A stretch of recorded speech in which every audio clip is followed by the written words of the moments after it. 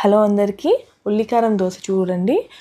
ఇది cast iron పైన బాగా వేడి చేసుకొని నూనె అప్లై చేసి వాటర్ చల్లాను. దానిపైన ఇప్పుడు పిండి వేసుకోండి.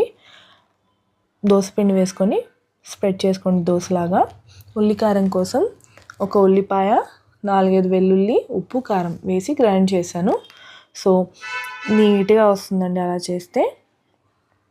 సో అది ఒక నిమిషంలో పని అయిపోతుంది, కానీ టేస్ట్ బాగుంటుంది దోశకి. సో మీరు ఇంట్లో హ్యాపీగా ఎప్పుడైనా చేసుకోవచ్చు. ఒక్క ఉల్లిపాయతోటి చాలా ఎక్కువ వస్తుందండి. సో సరిపోతాయి మీకు. సో ఎప్పటికప్పుడు చేసుకోవచ్చు అలా అయితే. సో ఇప్పుడు ఇది కాగనిద్దాం. ఎప్పుడు దోశ చేసినా కూడా పెద్ద మంట మీదనే చేసుకోవాలి, హై ఫ్లేమ్లోనే చేసుకోవాలండి. దీనిపైన నెయ్యి వేసుకుంటున్నాను. ఇప్పుడు కొంచెం కాగింది అనుకున్నప్పుడు ఉల్లికారం వేసుకోవాలి. చెప్పాను కదా, ఉల్లిపాయ, వెల్లుల్లి అండ్ ఉప్పు, కారం వేసి గ్రైండ్ చేసుకుంటే సరిపోతుంది. సో ఈ ఉల్లికారాన్ని మీరు ప్రాపర్గా స్ప్రెడ్ చేసుకోండి. ఇలా వేసినప్పుడు ఎప్పుడు కూడా ఒకటే సైడ్ కాల్చుకోవాలండి, 2 సైడ్స్ కాల్చుకోవాల్సిన అవసరం లేదు. మీరు నెయ్యి వేశారు కదా, ఈ ఫ్లేవర్ ఉల్లికారానికి చాలా బాగా పడుతుంది. టేస్ట్ చాలా అంటే చాలా బాగుంటుంది. నీట్గా అవుతాయి దోశలు.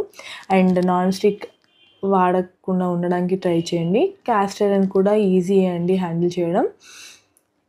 ఎంత నీట్గా వస్తాయో, నేను తీసుకొని 1 year అవుతుంది ఇప్పటికీ. మీకు చూపిస్తాను ఆగండి, ఎంత ఈజీగా వస్తుందో. పెద్ద శ్రమ పడిపోవాల్సిన అవసరం లేదండి. జస్ట్ ఆయిల్ అప్లై చేసి పెట్టుకుంటే సరిపోతుంది. ఇంకా లైఫ్ టైం వాడచ్చు ఇంకా దాన్ని. నేను ఇండస్ వ్యాలీలో క్యాస్ట్ ఐరన్ తీసుకున్నాను. చూడండి, జస్ట్ ఇలా వేలు పెడితేనే ఆటోమేటిక్గా అదే వచ్చేసింది. సో మీరు కూడా ట్రై చేస్తారని అనుకుంటున్నాను.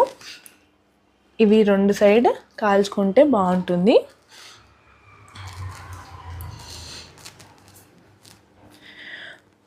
చట్నీతోటైనా సర్వ్ చేయొచ్చు, లేదా అలా అయినా తినేయచ్చండి. నా ఛానల్ని సబ్స్క్రైబ్ చేసుకున్నారా? చేసుకుని వాళ్ళు చేసుకోండి. థ్యాంక్ యూ అండి. బాయ్.